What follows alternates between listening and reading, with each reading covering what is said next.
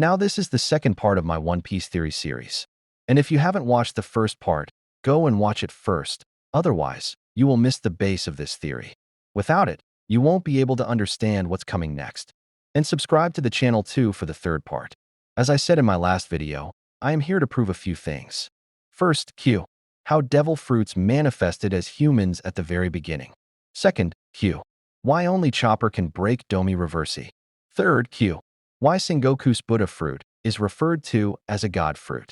First, answer. How devil fruits manifested in human form. As I proved in the last video, Nika and Imu are the first mythical powers, born as humans. From the moment they were born, they were already at their full potential. They didn't need awakening like other devil fruits. As I said, Imu and Nika were born from the massive, collective desires of humans. That is why their powers are so wide in range.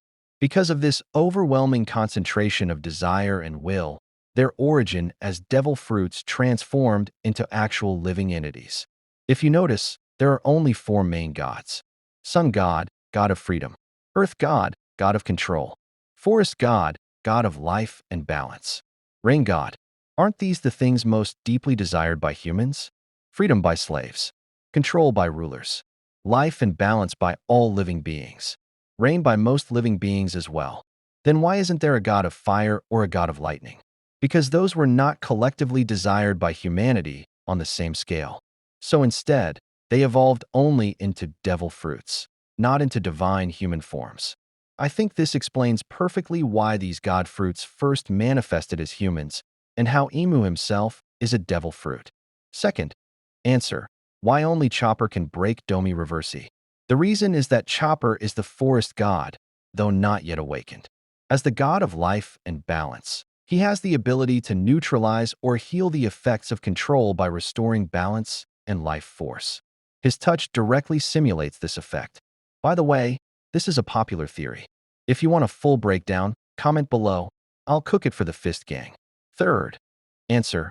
Why Hito Hito nomi, model, Daibutsu, is referred to as a god. The answer is that every mythical Zoan with the name Hito Hito nomi is not a typical fruit.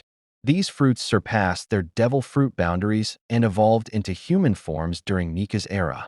That is why they carry the name human fruit, because they were once actual humans in ancient history. For example, in Chopper's case, Oda, the author, in an SBS, Volume 20, was asked what would happen if a human ate the fruit.